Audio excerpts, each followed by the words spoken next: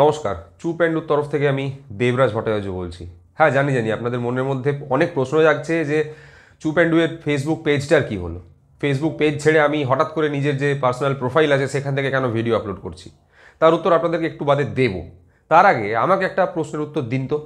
22 April পেহেলগামের ঘটনা ঘটে গেছে, তারপর 10 দিন গড়িয়ে গেছে, এখন অবধি ভারত সরকার পাকিস্তানের বিরুদ্ধে কত বড় কড়া পদক্ষেপ নিয়েছে।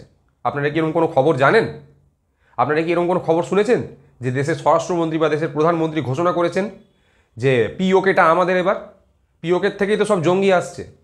তো পিওকে সামলাতে পারছে না পাকিস্তান, আমরা সামলাবো, আমরা দেখবো এবার। এরকম কোনো বয়ান আপনি কি শুনতে পেয়েছেন এখনো অবধি? শুনতে পাননি। বয়ান তো দূরের কথা, আমাদের দেশের প্রধানমন্ত্রীর মুখ থেকে পাকিস্তান শব্দটা এখনো অবধি উচ্চারিত হয়নি। এটা হচ্ছে বাস্তব কথা। এই বাস্তব কথাগুলো যদি বলে দেয় কেউ, তাহলে সে হয়ে যাবে দেশদ্রোহী। দেশের ২৬ জনকে ধর্ম জিজ্ঞাসা করে করে তার প্যান্ট খুলে ধর্ম চেক করে ফেলা হয়েছে। জঙ্গিরা মেরে ফেলেছে। এই জঙ্গিরা মেরে তাদেরকে গায়েব হয়ে গেছে। এটা নিয়ে একটা সিনেমা তৈরি হতে পারে, মিস্টার ইন্ডিয়া পার্ট 2। কেননা আমরা ভারতবাসীরা এখনও অবধি এটুকুই করতে পেরেছি।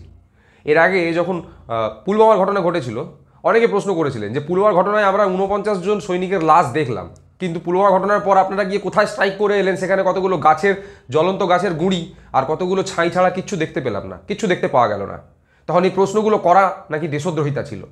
আজকে এই প্রশ্নগুলো উঠছে এই কারণে, কেননা 10 দিন পেরিয়ে যাওয়ার পরেও এখন অবধি ভারত কোনো কড়া পদক্ষেপ নেয়নি পাকিস্তানের বিরুদ্ধে। পাকিস্তান যে একটা কুকুরের ল্যাজ, যে দেশে জঙ্গিরা লালিত পালিত হচ্ছে, আমরা জানি, আমাদের কাছে প্রমাণ আছে, আমরা তো খবরে দেখছি যে ওদের মধ্যে একজন যে জঙ্গি, সে পাকিস্তানের সেনাবাহিনীর অংশ ছিল। তাই এত বড় একটা প্রমাণ থাকা সত্ত্বেও ভারত এখন অবধি কী পদক্ষেপ গ্রহণ করেছে আপনি বলুন? ওই সিন্ধু নদের জল আটকে দেওয়া, ওই সিন্ধু নদের জল আটকে ভারত পাকিস্তানকে কতটা শিক্ষা দিতে পারবে? এগুলো নিয়ে প্রশ্ন করা যাবে না। আজকে বিনয় নারওয়ালের স্ত্রী বারবার জানাচ্ছেন, সোশ্যাল মিডিয়াতে তার বিভিন্ন ভিডিও ভাইরাল হচ্ছে, তিনি বলছেন যে এই পেহেলগামের ঘটনাকে কেন্দ্র করে যে হিন্দু মুসলিমের দাঙ্গা হচ্ছে দেশে, বা এই যে মুসলমানদের ওপর অ্যাটাক করা হচ্ছে, কাশ্মীরিদের ওপর অ্যাটাক করা হচ্ছে, এটা ঠিক নয়।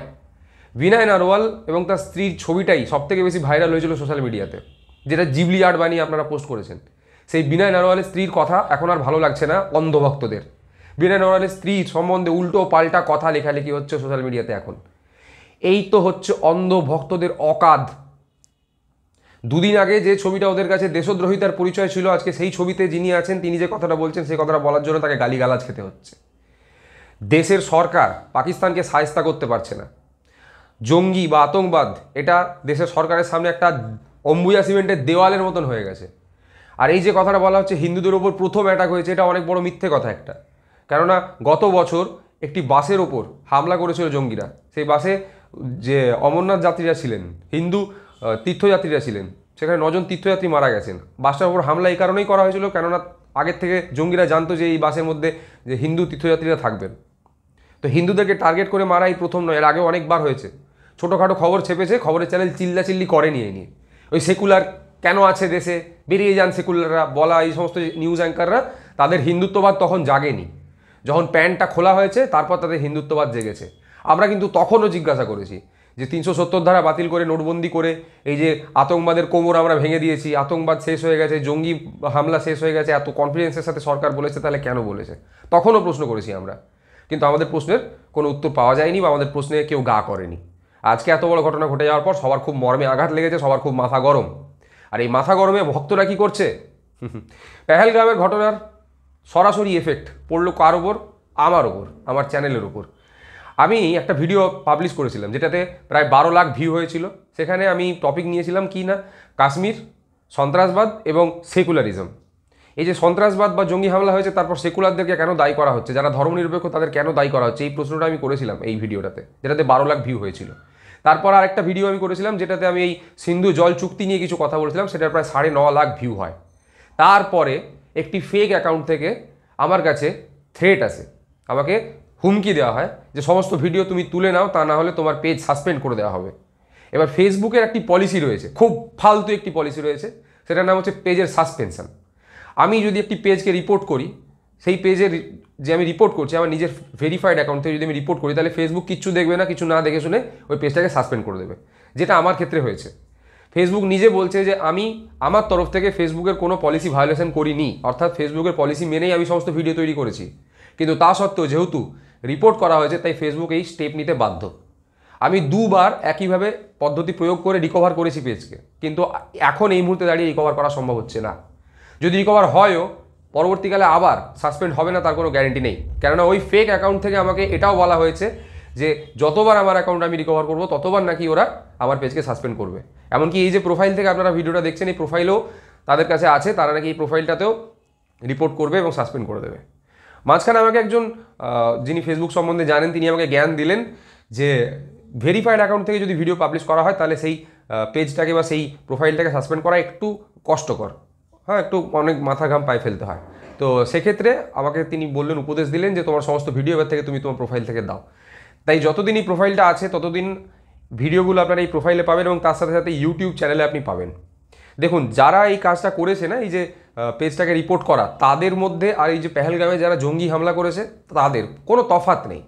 কোনো তফাৎ নেই এই কারণে জঙ্গিরাও মুখ ঢেকে এসেছিল, এরাও মুখ ঢেকে আসে, এদের সাহস নেই নিজেদের মুখটা দেখানোর। এরা ফেক অ্যাকাউন্টের পেছনে লুকিয়ে আসে, ফেক অ্যাকাউন্ট থেকে এরা রিপোর্ট করে।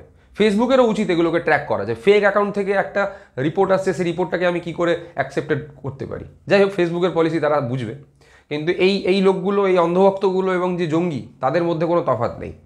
তারা এই জঙ্গিরা প্রাণে মারে, আর এই যেগুলো উচ্ছিষ্ট বেজন্মা এই সমস্ত যে অন্ধভক্ত যেগুলো ফেক অ্যাকাউন্ট বানিয়ে রিপোর্ট মারার চেষ্টা করে বা রিপোর্ট মারে আর কি, তারা পাতে মারার চেষ্টা করে। জঙ্গিরা বন্দুক ব্যবহার করে, এরা ফেসবুক ব্যবহার করে। এই হচ্ছে আজকের দিনে দাঁড়িয়ে বাস্তব চিত্র। সরকার যারা বলে আমরা হচ্ছে রাষ্ট্রভক্তের সরকার, শক্ত হাতে দেশ পরিচালিত হচ্ছে, তারা প্রথম কথা হচ্ছে জঙ্গি হামলা আটকাতে পারে না। জঙ্গিরা 2-3 দিন ধরে ওখানে ঘুরে বেড়াচ্ছিল, পিকনিকও হয়তো করেছে পেহেলগাঁওতে, ওই জায়গাতে, মিনি সুইজারল্যান্ডে। তারপর তারা বন্দুক বের করে নিয়ে এসে 30-40 মিনিট ধরে ধর্ম জিজ্ঞাসা করে 26 জনকে মেরে ফেললো। সরকার কিচ্ছু আটকাতে পারলো না, কিচ্ছু জানতে পারলো না। এটা নিয়ে প্রশ্ন করলে দোষ, এটা নিয়ে প্রশ্ন করলে অনেক বড় দোষ, এটা নিয়ে প্রশ্ন করলে ফেসবুকের অ্যাকাউন্টের ওপর আক্রমণ করা হচ্ছে।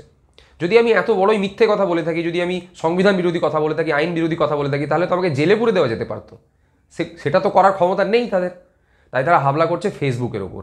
আমার মুখ বন্ধ করতে চায় তারা। আমি আমার সমস্ত ভিউয়ারদের কাছে প্রশ্ন করতে চাই, তাহলে এই যে আমার পেজটা বন্ধ করে দেওয়া হলো, যেটাতে 95,000 ফলোয়ার ছিল, এর আগেও আমার একটা পেজ হ্যাক করা হয়েছে যাতে 1 লক্ষ ফলোয়ার ছিল, তাহলে এই যে ভিডিওগুলো যারা দেখছেন, আমার দর্শকরা যারা আমাকে সাহস দিয়েছেন এই কথাগুলো বলার, আমি তাদের কাছে প্রশ্ন করতে চাই, তাহলে কি আমি ভিডিও করা বন্ধ করে দেবো? আপনারা কি বলেন? যদি আপনারা বলেন যে ভিডিও করা বন্ধ করে দিতে, তাহলে আমি ভিডিও করা বন্ধ করে দেবো, অন্য কোনো কাজ খুঁজবো। তবে একটা কথা আপনাদেরকে বলে রাখি, আমার এই গলার আওয়াজ যতদিন আছে আমি ততদিন বলে যাব। যদি ফেসবুকে বলতে পারছি ফেসবুকে বলবো, ইউটিউবে বলার থাকলে ইউটিউবে বলবো, যদি কোথাও বলতে না পারি তাহলে রাস্তার ওপর একটা টুল নিয়ে দাঁড়িয়ে আমি আমার নিজের কথাগুলো বলবো, কিন্তু বলবো। কারণ আজকের দিনে দাঁড়িয়ে যেখানে মিথ্যে কথা গলার জোরে বলা হচ্ছে, যেখানে ভুয়ো খবর প্রত্যেক সেকেন্ডে হাজার হাজার লক্ষ লক্ষ জনের কাছে পৌঁছে যাচ্ছে, সেখানে সত্যি কথাটা জোর গলায় বলতে হবে। এটা আমি আপনাদেরকে আগেও বলেছি। আপনাদের যদি মনে হয় যে আমি যে কথাগুলো বলি সেগুলো দেশের ভালোর জন্য বলি, সাধারণ মানুষের ভালোর জন্য বলি, দেশের সম্প্রীতি রক্ষা করার জন্য বলি, এবং এই যে ফেক নিউজ তার বিরুদ্ধে যে লড়াইটা আমি করছি সেই লড়াইটা নিষ্ঠার সাথে আমি করি, যদি আপনার মনে হয়, তাহলে এই যে ভিডিওটা আপনার কাছে গিয়ে পৌঁছচ্ছে, আপনি যতটা সম্ভব শেয়ার করুন, যতজনকে পারবেন শেয়ার করুন, এবং সবাইকে বলুন এই যে প্রোফাইল থেকে আপনারা এই ভিডিওটা দেখতে পাচ্ছেন এই মুহূর্তে, সেই প্রোফাইলটাকে ফলো করতে। এবং আমি এই ইউটিউব চ্যানেলের লিঙ্কটাও দিয়ে দেবো কমেন্ট বক্সে, ইউটিউবে সাবস্ক্রাইব করতে পারেন। এরপর থেকে সমস্ত ভিডিও আপনারা দেখতে পাবেন এই প্রোফাইলে এবং ইউটিউব চ্যানেলে। পেহেলগামের ঘটনার জন্য জোর গলায় আমি কথা বলেছিলাম, সেই কথা বলার অপরাধে ফেসবুক আমার পেজ সাসপেন্ড করেছে। অপরাধ আমার এটুকুই, আমি খালি প্রশ্ন করেছি যে সরকার কেন ব্যর্থ, সরকারের তাবেদাররা আজকে নজর ঘোরানোর জন্য সেকুলারদেরকে কেন দায়ী করছে, মুসলিমদেরকে কেন দায়ী করছে, কাশ্মীরিদেরকে কেন দায়ী করছে। এই কথাটা আমার এই একজনের এই একটা কথা এত লোকের গায়ে লেগেছে যে তারা সবাই মিলে মাস রিপোর্টিং করেছে। ফেসবুক বলেছে মাস রিপোর্টিং হয়েছে। মাস রিপোর্টিং মানে মিনিটে 10 থেকে 20টা করে রিপোর্ট। ভাবুন, আমি একা 100-1000 জনের সমান, আমাকে আটকানোর জন্য 100 জন 1000 জন লাগছে। এই তো অন্ধভক্তদের অবস্থা। তাই আমার একান্ত অনুরোধ, হাত জড়ো করে অনুরোধ করছি আমার ভিউয়ারদেরকে, যে আপনারা যদি সত্যি সত্যি আমার ভিডিওগুলো দেখতে চান, যদি আপনাদের ভালো লেগে থাকে, যদি চান আগামী দিনেও, যেমন আমি এতদিন বলে এসেছি সমস্ত কথা, আগামী দিনেও আমি এভাবে বলতে পারি, মানে নির্ভয় বলতে পারি, তাহলে আমার এই প্রোফাইলকে ফলো করুন, প্রোফাইলে ফ্রেন্ড রিকোয়েস্ট পাঠান, ফলো করুন, এবং ইউটিউব চ্যানেল অবশ্যই সাবস্ক্রাইব করুন। সুস্থ থাকুন, ভালো থাকুন, সমাজ এবং পরিবেশকে সুস্থ রাখার চেষ্টা করুন। নমস্কার।